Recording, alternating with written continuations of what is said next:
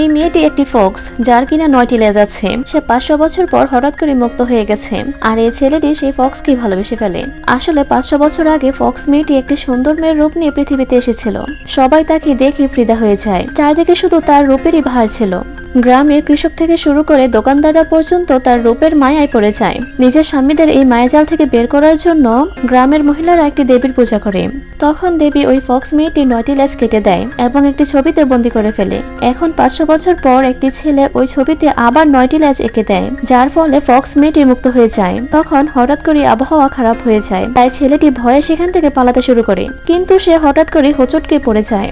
তখনই সেখানে ফক্স মেয়েটি চলে আসে এবং সে তার শক্তি দিয়ে ছেলেটিকে বাঁচিয়ে নেয়। এরপর সকাল হলে ছেলেটি তার সামনে এত সুন্দর মেয়ে দেখে শকড হয়ে যায়। মেয়েটি তাকে বলে, আমি একটি ফক্স আর আমি তোমার জীবন বাঁচিয়েছি।